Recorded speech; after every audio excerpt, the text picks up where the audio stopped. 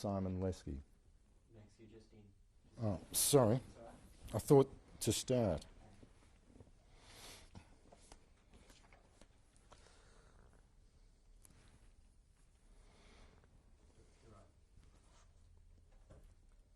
This is Tape 2 with Simon Leski. Simon, you were telling us how you were working for the Germans just over the Bug River, and you were trying to find your way back home, and you were going from village to village. Can you perhaps describe a little bit more of these events? In the village, when I come in, especially I look for Jewish people. Some of the village was empty. They took the Jewish out, and some of them still, a few people were still for Shabbos, for Friday night, because I couldn't go by train back, because I knew what's happening. I didn't have an Arab, a mark, a Jewish mark, but I walked from village to village. Some I had people what they feed me. Some of them Saturday were coming and they told me tomorrow they're expecting, the German will come and take him out. Eventually a few villages were empty. The Jewish people went out, and a few of them were still some people. Do you remember any of the names of these villages? No, I wouldn't remember. But, just from one village, one pointed out where to go to the next village. And then till I arrived near Warsaw. Did you see many Germans in this time? Why are you going from village to village? Yeah, just passing through transport. And I was hiding, not to see me, because I knew that I can't go by train or by buggy and the horse. So did you see anything that they might have been doing?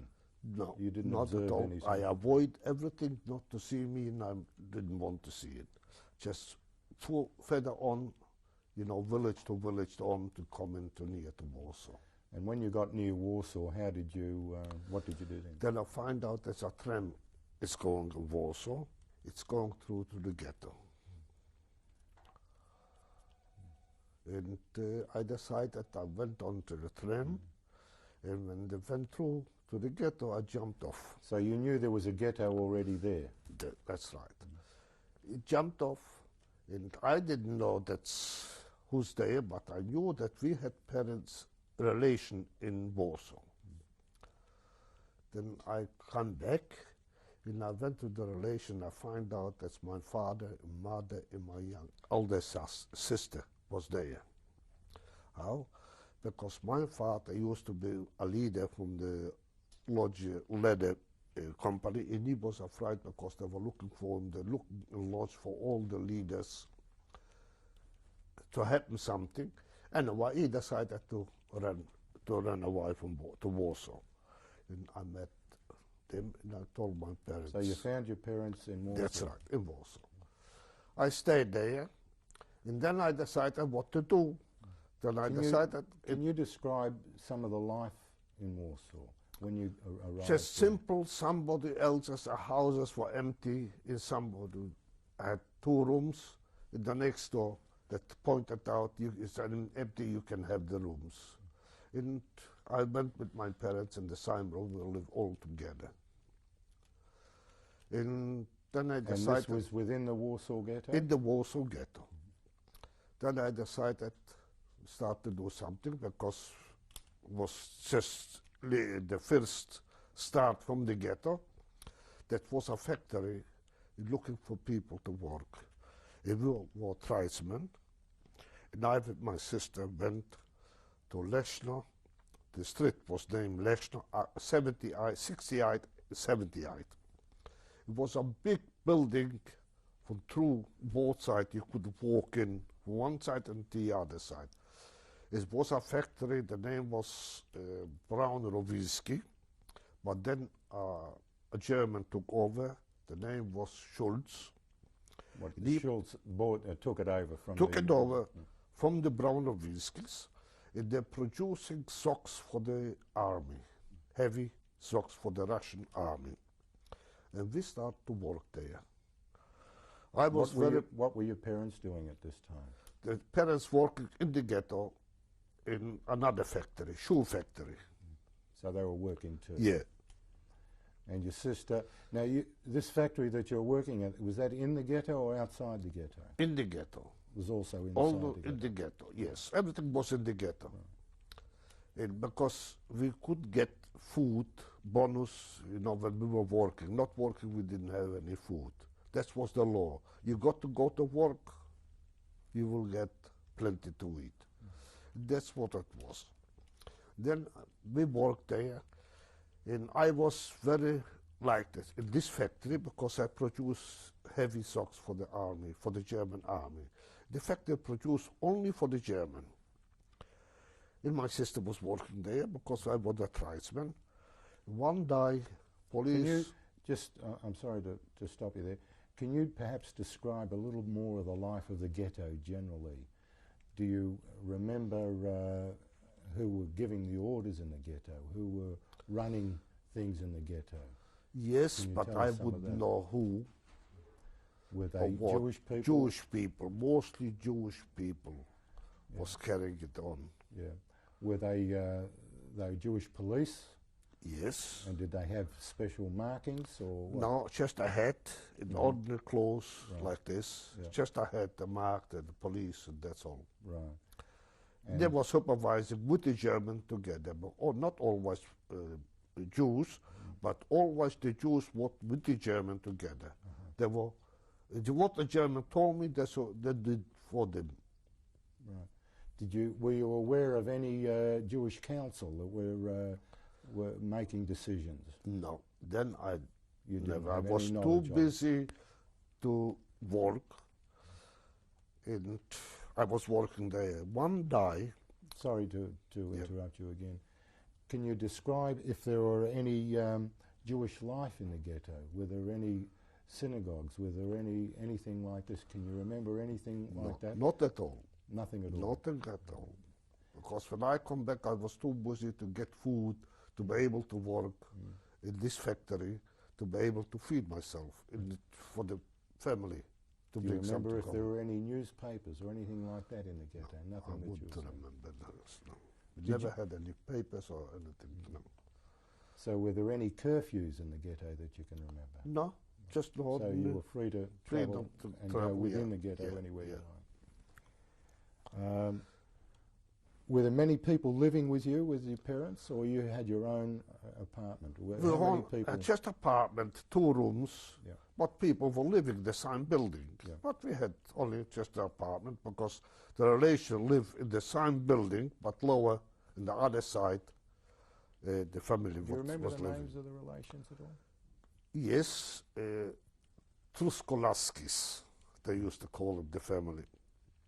And they were The cousins. Laskis, not actually. The Laskis, but the additional name was Truskolaski. They were calling themselves like this.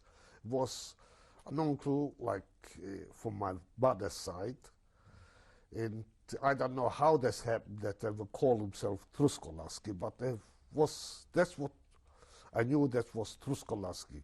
That was a family, you know, married children, and an older couple, and they were living in the same building, but on the other side.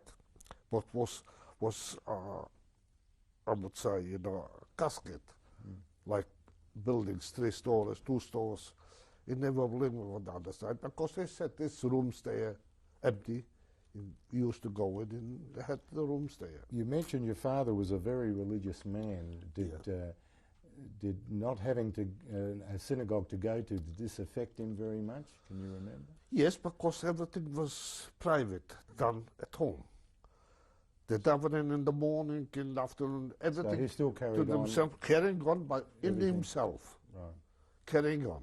Because nothing to do with synagogues, only everything by himself. So on Jewish high holidays, there were no there No was holidays, organised. nothing, everything general in the family, what was there, was only I, my sister, and father and mother.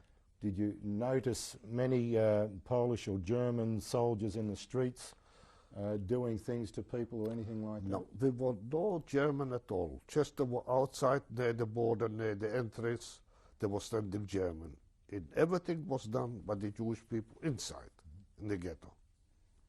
So how long did you work in this situation before things changed for you? Not long, not long. This was in 42. Not long. One morning, woke up we were working. The whole building was surrendered by German from both sides, because we had two entries. They were surrendered, and they told us to go downstairs. Downstairs was a selection. So everyone was asked to leave. To leave the property, the buildings, left everything behind it, and we went down.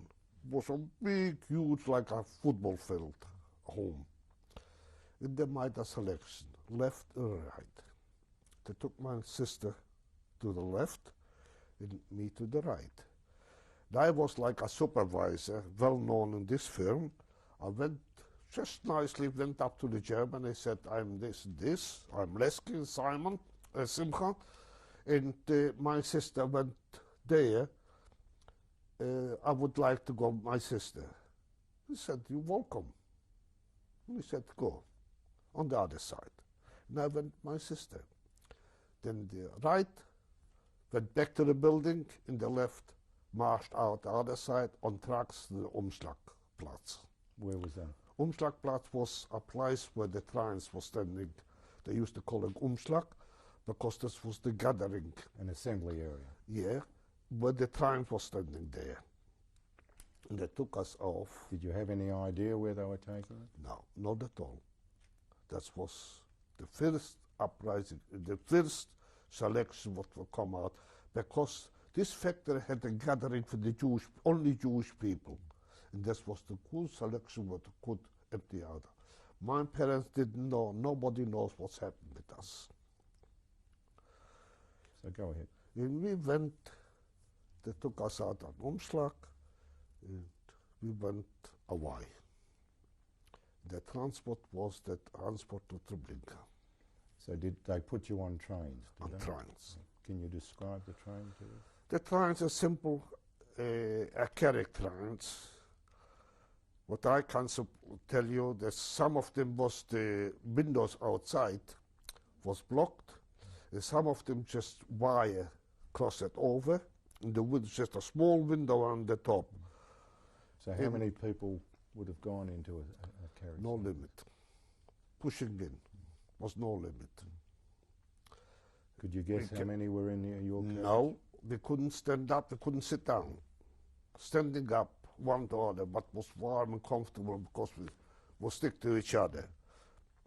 And Was no limit, just the door to lock was pushing in, not more people, and we're good to get in, they pushed in more. And then locked up. Indeed, the transport went to Treblinka. What happened when you arrived there? They arrived, the station stopped, they opened the doors, and they said, simple, they take off the shoes, tied up the laces from the shoes, the pair. This is after you got off the train? Off the train, on the walk, in, not standing, just walking. Take off the shoes, not the run, just the shoes taken off, and slice the slices with them, the pairs. And then there was further up, walking, every time was walking up. Further up. Were there many trains? Yes. I mean, many carriages? Many carriages. I couldn't even count how many, but I don't know, but I couldn't see at the end of it. I saw the front, the locomotive, but I couldn't see how many trains. And we start to walk, and when we walking, the first, I was nearly near the train. The German took out some young people, and they thought to tell the other to take off the clothes because they're going to have a shower.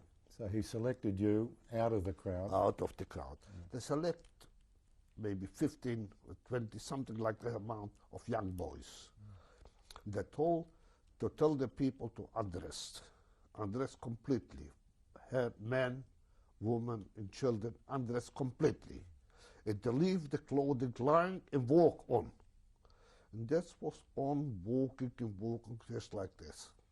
I never saw an end of it. And with us, can you describe the scene there? Were there any buildings nearby? No buildings, Nothing, just the railway, the rails I can see in open field in walking, in walking.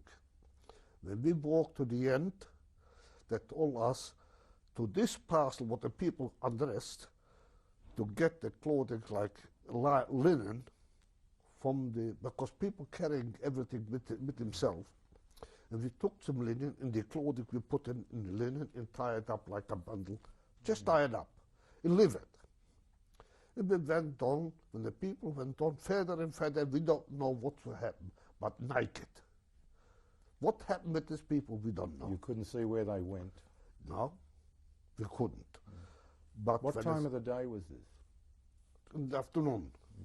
And was it hot or cold, do you remember? Hot, was warm, pleasant day. And so it would have been around about summertime then? Summertime, that's right. And when they did that, you know, we still see people, then the young people, took the bundles, leave it there, and tie it up. Then they said, when they finished, was the third day, we eat so on the field. It took you 3 days to do up all these bundles? Yes, but we were no building. We was eating and sleeping on the field. Was no kitchen. Was standing on a Polish army kitchen. For the army used to have 2 wheels in a big tank, but was no cooking there. But people had plenty to eat from the parcels. We used to live with them and slept there. So who were the guards at the time? No guard at all. So you were doing this without supervision? No, without supervision. That's what I told them the first time when the German took us out from the train. Was no supervision at all. Then there was no German, but Ukrainian soldiers. Oh, so there were Ukrainian soldiers? That was changed. And they told us the second day, the third day, still people were watching what they took us away to carry this stuff to the end, to the trains. The bundles what we made up. So no other trains had come in since in those 3 or 4 days? This was all from the train? For the same time, the same locomotive, everything was standing, but open. And you had no idea where all the other people went? No. But 3 days when we were there, we need water to drink. We went in, we saw a soldier standing, and he said, we asked for water.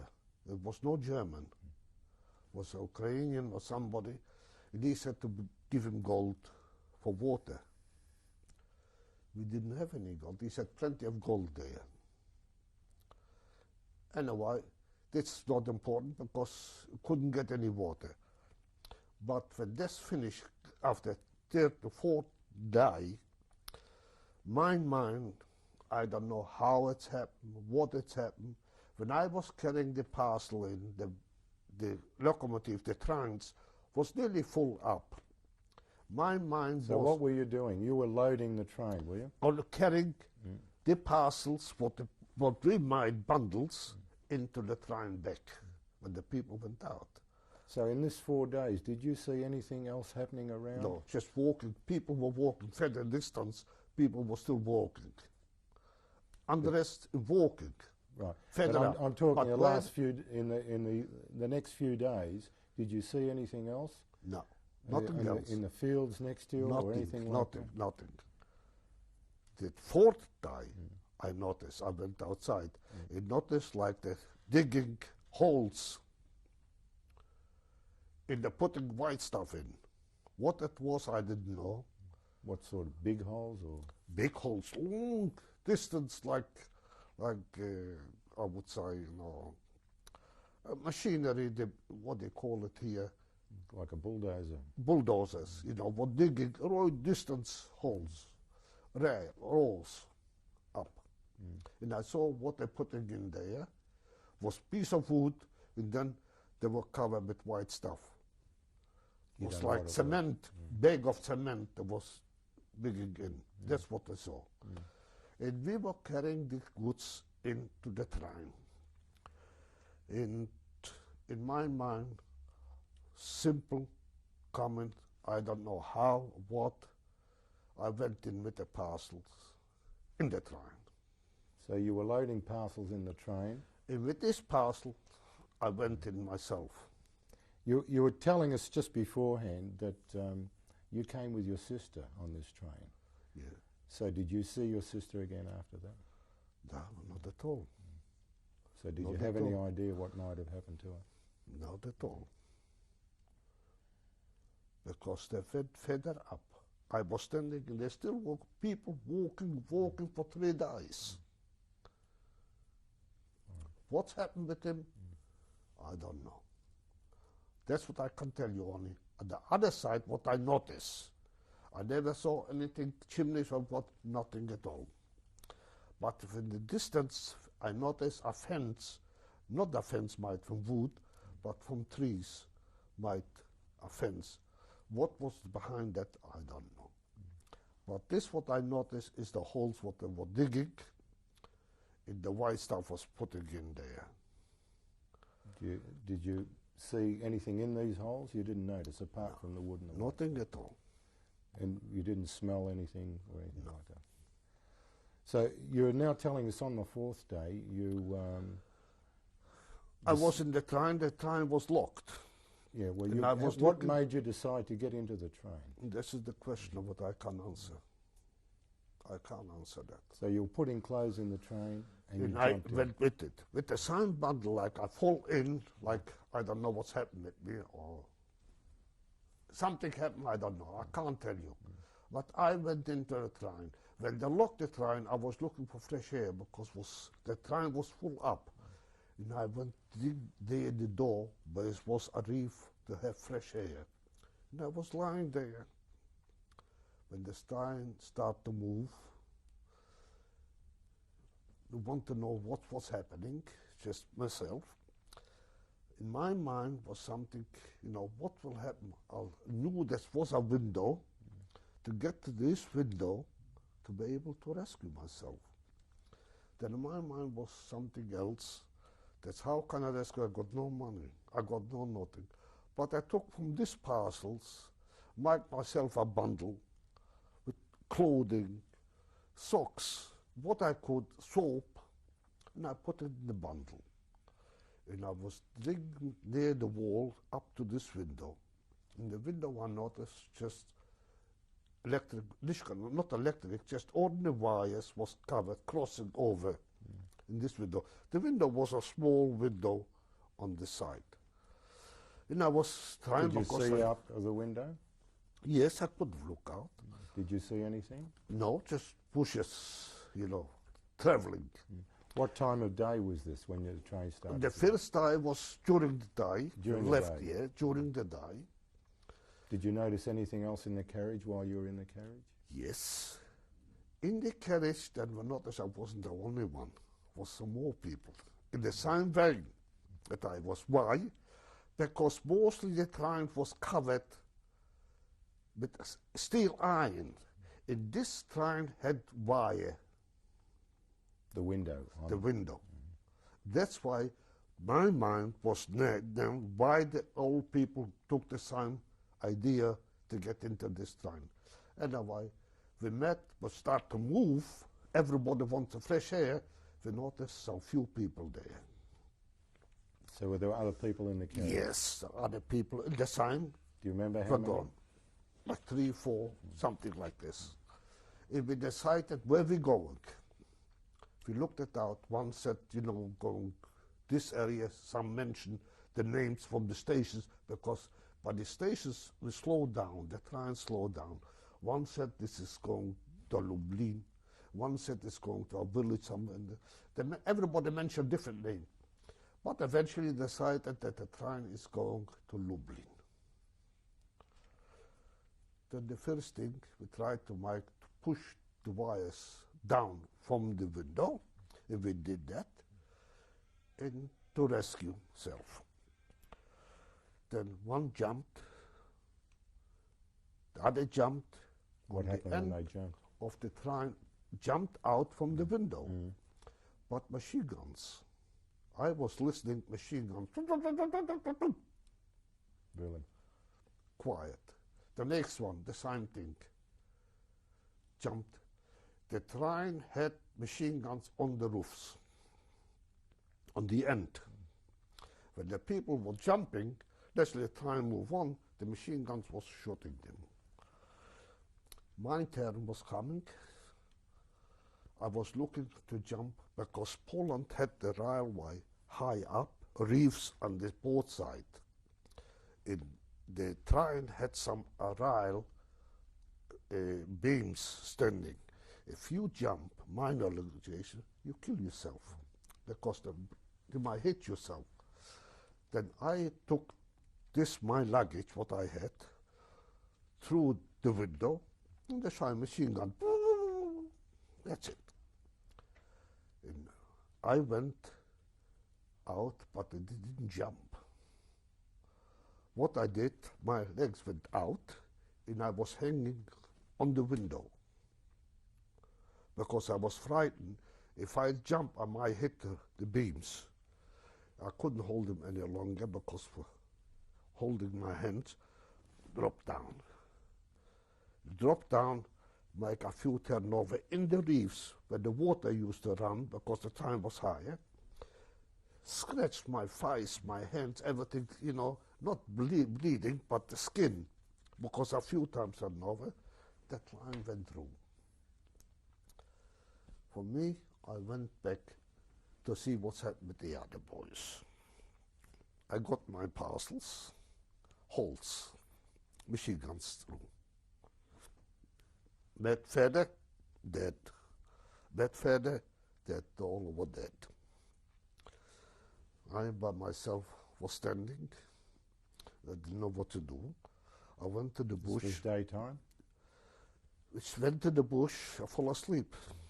This was during the day? During the day, and I slept right through overnight. But then red hands, skins, was no bleeding, but the skin went shut. And I was waiting till it gets dark. And I start to walk. Where I walk, I didn't know. But during the night, I noticed a light, a reflection from a globe. I followed this light. I followed till the morning. I couldn't get the light, but I saw the light.